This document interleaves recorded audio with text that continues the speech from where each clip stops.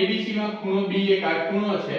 AB બરાબર 24 centimetre, BC બરાબર 7 centimetre હોય તો sin C અને tan C ની કિંમતો શોધો. અહીંયા ABC માં ખૂણો B એ કાટખૂણો છે એટલે કે એનું માપ એ 90 ડિગ્રી હશે. સામેની બાજુ AC એ કર્ણ થશે. તો અહીંયા પાયથાગોરસના પ્રમેય પરથી AC નું માપ આપણને 25 મળશે. આપણે સૌ જાણીએ છીએ કે 24, 7 અને 25 એ પાયથાગોરિયન ત્રિપુટી છે. હવે sin C ની કિંમત શોધવાની છે. sin C ખૂણાની સામેની બાજુ ભાગ્યા કર્ણ.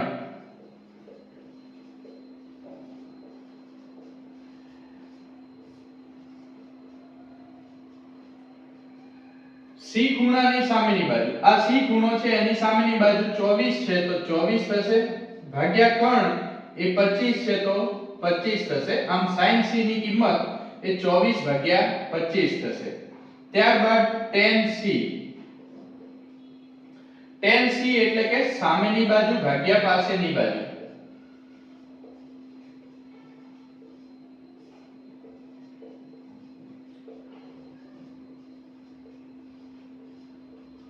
કોની સામેની બાજુ? તો ખૂણા C ની. ખૂણા C ની સામેની બાજુ છે 24, પાસેની બાજુ છે 7, તો અહીંયા જવાબ મળશે 24 ભાગ્યા 7.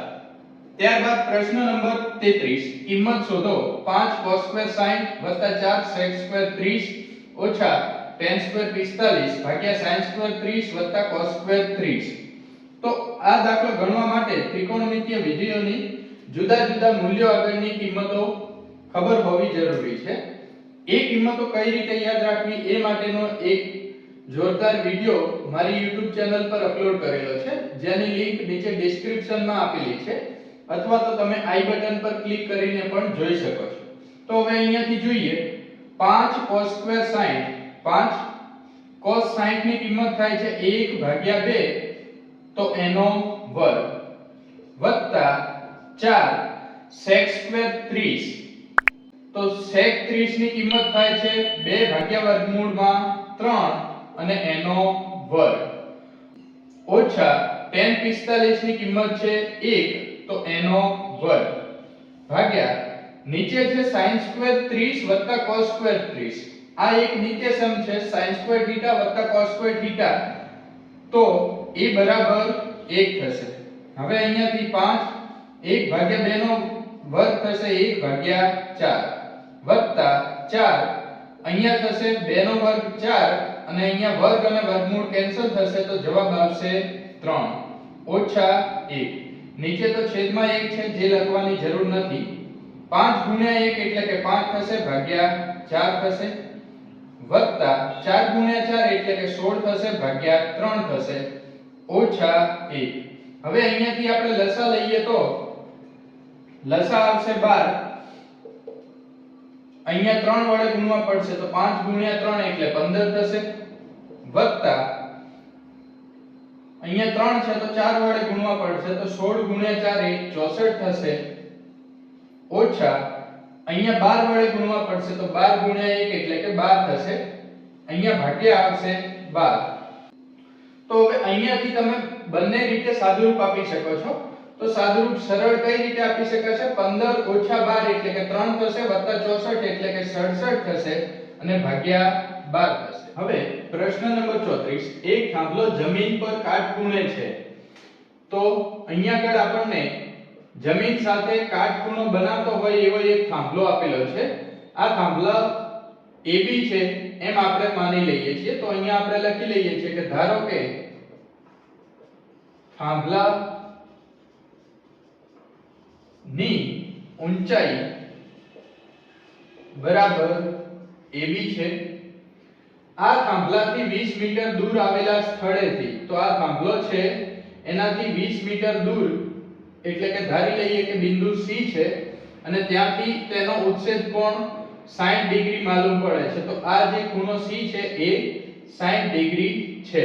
તો આપણે અહીંયા લખી લઈએ કે BC એ થાંભલાથી 20 મીટર દૂર આવેલું બિંદુ છે, તો BC ની કિંમત એ 20 મીટર થશે. આ ઉત્સેદ કોણ 60 ડિગ્રી છે તો થાંભલાની ઊંચાઈ શોધવાની છે અને વર્ગમૂળમાં 3 બરાબર 1.73 આપ્યા છે.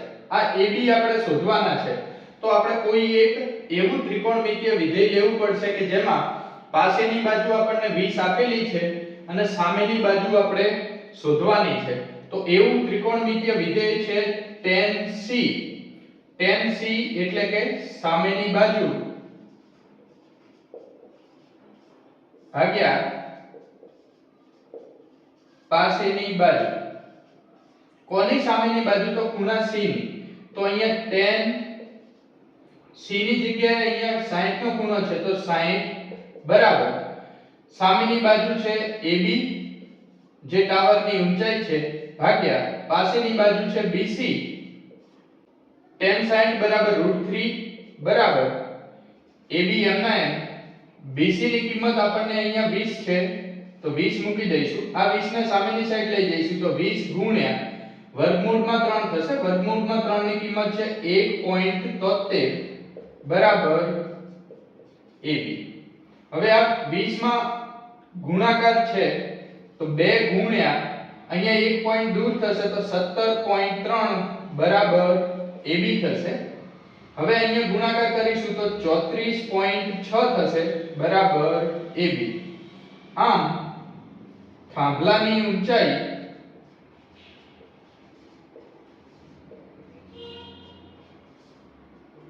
બરાબર AB બરાબર 34.6 મીટર થશે.